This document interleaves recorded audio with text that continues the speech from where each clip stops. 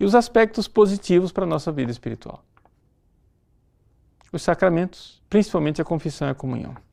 Gente, Deus nos colocou nesse mundo para fazer, sobretudo, duas coisas mais importantes que a gente pode fazer.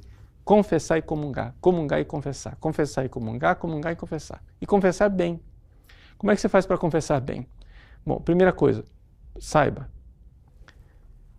Vamos supor que você tenha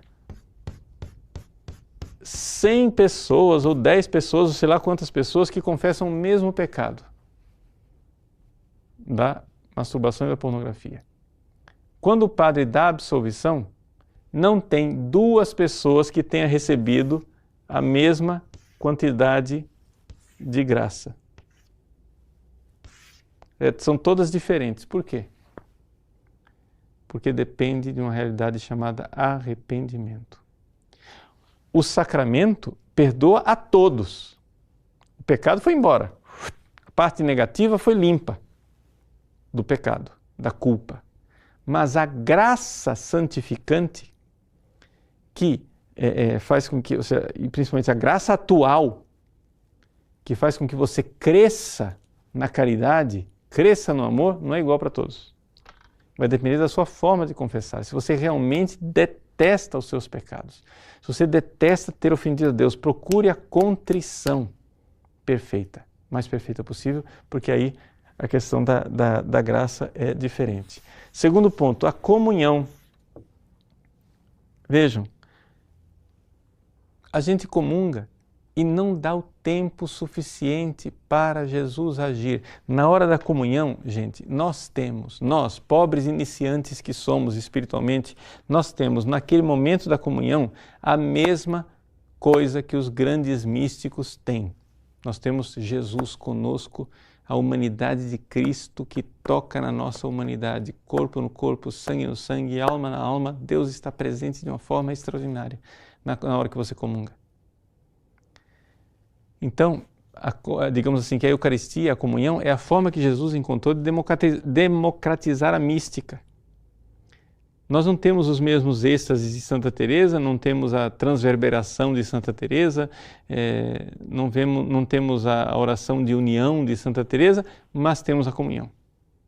E naquele momento você tem lá uma ação divina. O problema é o seguinte: o sujeito comunga e vai embora. Não faz ação de graças, não ama Jesus, não passa tempo amando Jesus e recebendo dele a graça, porque é nesse exercício de amor que você vai conseguir se livrar dessa desgraça da masturbação e da pornografia e de tantas outras coisas, porque você vai estar trilhando um caminho de santidade. E finalmente a vida de oração. A vida de oração se justifica pela necessidade da graça atual, não é? Ou seja, quando você se confessa, você tem a graça habitual, você tem lá a graça de Deus que está em você, mas isso é como uma potência. Para que isso passe para o ato, você precisa de uma ação divina, que é a graça atual, chamada graça atual. Ou seja, Deus precisa intervir para isso. E a graça atual, ela não é merecida por ninguém, nem pelos santos, nem por ninguém. A graça atual, ela precisa ser pedida, suplicada, humildemente, como um mendigo na soleira da porta de Deus. E com isso eu concluo aquilo que eu queria dizer para vocês no dia de hoje. Gente, sejamos mendigos da graça divina. Diga, se poste ali na soleira da porta de Jesus, nos pés de Cristo, e diga assim: Senhor,